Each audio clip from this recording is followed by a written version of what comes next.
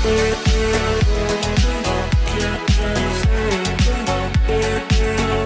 Students, welcome to फ्यूकी education. मैं आपका साइंस टीचर विवेक सर और आज आपके लिए मैं लेकर आया हूँ chapter 3 metals and non metals के कुछ इंपॉर्टेंट एमसीक्यू।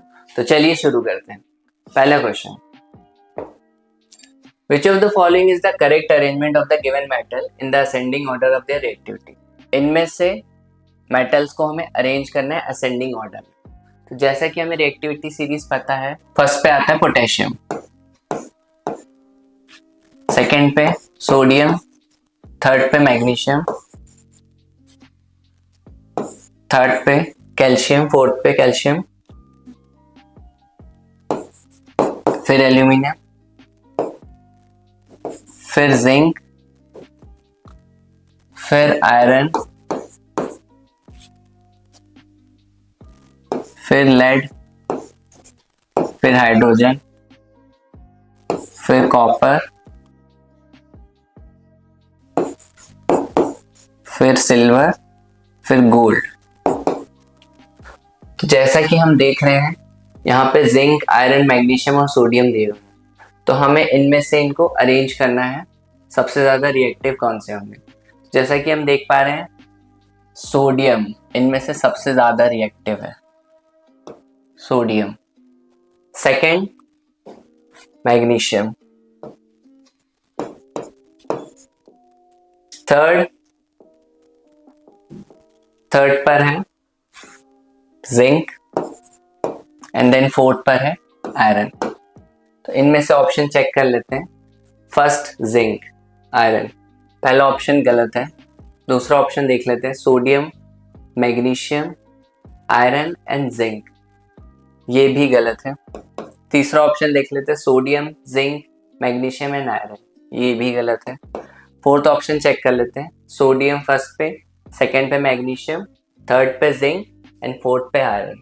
इसका मतलब फोर्थ वाला ऑप्शन सही है। नेक्स्ट क्वेश्चन देखते हैं। The electronic configuration of 3 element X, Y and Z are as follow. X की वैल्यू दी है इनने 2 और 4, वाई की वैल्यू दी है 2 और 7, जेड की वैल्यू है 2 और 1। इलेक्ट्रॉनिक कॉन्फ़िगरेशन हम जब इनको ऐड करेंगे, टोटल नंबर ऑफ एटम्स कितने हैं, 4 + 2 6, 2 + 7 9, 2 + 1 3। जैसा कि हमें पता है 6 जो है कार्बन का एटॉमिक कॉन्फ़िगरेशन होता है, 3 लिथियम का और 9 फ्लोरीन का।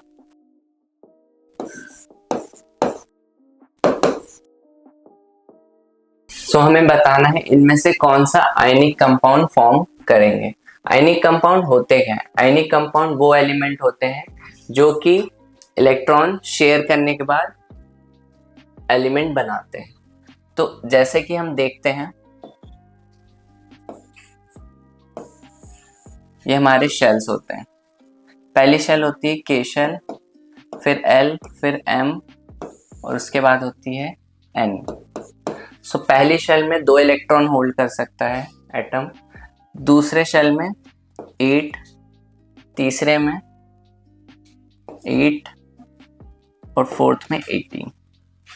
सो हम जब पहली देखेंगे एक्स कार्बन के लिए 2 और 4, तो 2 इलेक्ट्रॉन इसमें आ जाएंगे, बचे हुए इलेक्ट्रॉन 4 इसमें रहेंगे।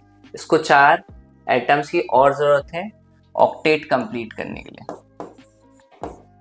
ऑक्टेट का मतलब होता है या तो 2 इलेक्ट्रॉन होने चाहिए आउटरमोस्ट शेल में, या तो 8, तो वो एटम स्टेबल कहलाता है।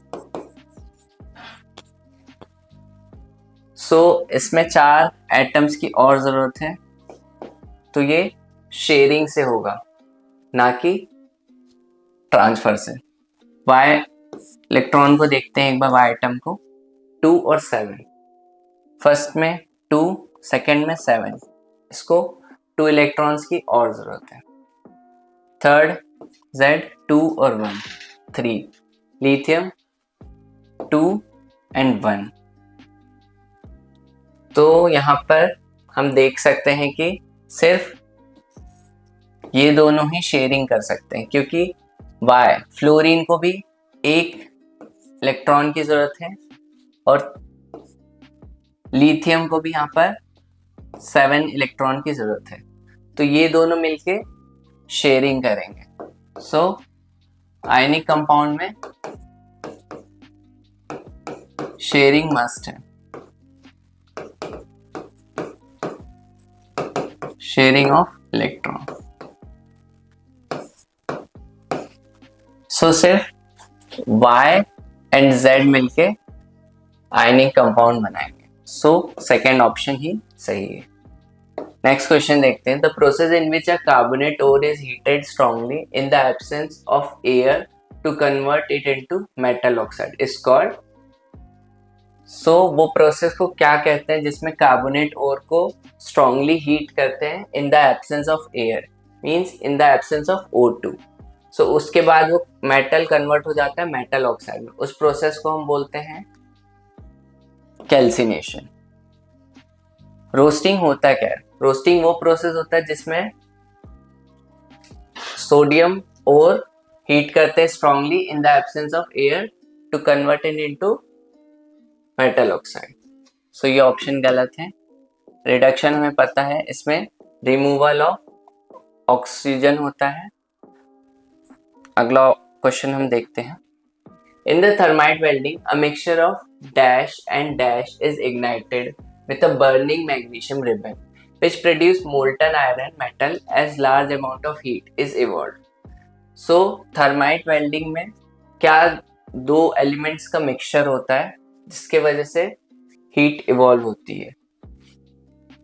सो पहला ऑप्शन देख लेते हैं, iron oxide and aluminium powder. Iron oxide thermite reaction जैसे हमें पता है Fe2O3 और एल्यूमिनियम रिएक्ट करते हैं। सो ये क्या बनाते हैं? Al2O3 plus iron. So iron 3 oxide means Al2O3 Fe2O3 and aluminium powder. First option ही यहाँ पे सही है। नेक्स्ट देखते हैं। Galvanisation is a method of protecting iron from rusting by coating with a thin layer of dash. Galvanisation एक process होता है जिसमें आयरन को हम रस्ट से बचाते हैं। सो उस पे हम मेटल पे एक थिन लेयर क्या चीज़ की कोट करते हैं, ये हमें देखना है। ऑप्शन है gallium, aluminium, zinc and silver. So उसमें हम जिंक की कोटिंग करते हैं, एक थिन लेयर रहती है आयरन के ऊपर, सो वो उसे रस्ट से बचाती है। Next, an element X is soft and can be cut with a knife. This is very reactive to air and cannot be kept open in air. It reacts vigorously with water. Identify the element from the following. So एक element है X जो कि soft होता है, जिसे हम easily knife से भी cut कर सकते हैं। वो बहुत ज़्यादा reactive होता है जब वो air के contact में आ जाता है। So इसे हम element को क्या कहते हैं? फर्स्ट ऑप्शन है मैग्नीशियम, सेकेंड है सोडियम, थर्ड है फॉस्फोरस और फोर्थ है कैल्शियम। सो इस एलिमेंट को हम सोडियम बोलते हैं।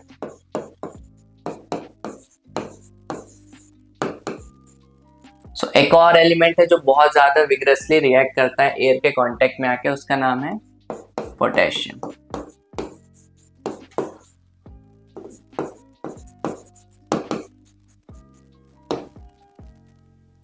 नेक्स्ट क्वेश्चन देखते हैं। The ability of metal to drawn into thin wire is called. Ability of metals to be drawn into thin wire मतलब metals की वो क्या ability, जब हम उसे ठोके पीटे तो वो एक thin wire में convert हो जाए। So फर्स्ट ऑप्शन देखते हैं malleability। malleability मतलब क्या होता है? malleability होता है कि जब हम मेटल को ठोकते पीटते हैं तो एक थिन शीट में कन्वर्ट हो जाती है। सेकेंड ऑप्शन है डक्टिलिटी। डक्टिलिटी, जी हाँ, डक्टिलिटी इसका आंसर है। डक्टिलिटी ही वो एबिलिटी होती है मेटल की, जब हम ड्रॉ करते हैं तो वो थिन वायर्स में कन्वर्ट हो जाती है। नेक्स्ट क्वेश्चन है। The electronic configuration of 3 element X, Y and Z are. X की वैल्यू दी है 2, 8, y की वैल्यू दी है 2, 8 एंड 7। वहीं z की वैल्यू दी है 2, 8 एंड 2। सो हमें पहचानना है कि ये कौन से एलिमेंट है। तो x, अगर हम इनके इलेक्ट्रॉनिक कॉन्फ़िगरेशन को ऐड करते हैं सो इनका सम आता है 10। y 2, 8, 7 17, z 2, 8, 2 12। 10 जो है एलिमेंट नियॉन है जो कि एक नोबल गैस है। 17 क्लोरीन एलिमेंट है जो कि एक नॉन मेटल है। 12 जो कि मैग्नीशियम है जो कि एक मेटल है। सो यहाँ पे हम ऑप्शन चेक करते हैं। X is a metal, X यहाँ पे नोबल गैस है।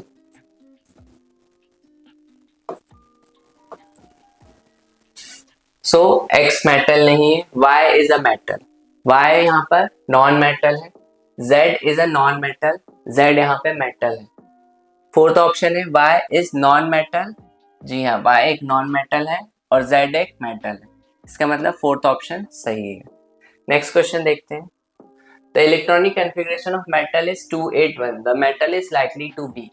इलेक्ट्रॉनिक कॉन्फ़िगरेशन एक मेटल का है 281। सो 281 का जब हम सम करेंगे तो ये आता है 11, और 11 हमें पता है सोडियम एलिमेंट है जिसको हम, इसका एटॉमिक नंबर 11। सोडियम एक एलिमेंट है जिसका एटॉमिक नंबर 11। सो हम ऑप्शन चेक कर लेते हैं। फर्स्ट ऑप्शन ही है सोडियम। नेक्स्ट हम देखते हैं the example of metal which are poor conductor of heat are. वो कौन से मेटल है जो कि पुअर कंडक्टर होते हैं हीट के। सो इसका आंसर है lead and mercury. Dash is an allotrope of carbon and is the hardest natural substance. Allotrope है वो कार्बन का और वो सबसे हार्डेस्ट सब्सटेंस है। तो जैसे कि हमें पता है सबसे ज्यादा हार्डेस्ट सब्सटेंस डायमंड ही होता है। Two metals which melt when kept on the palm are. वो कौन से दो मेटल है जिनको हम पाम पे रखते से ही मेल्ट हो जाते, तो उनका नाम है gallium and caesium.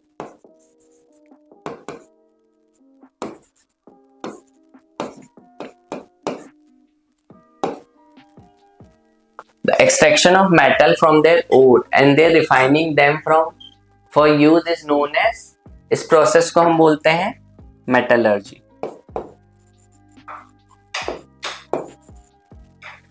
A metal which burns in air with a dazzling white flame is known as magnesium.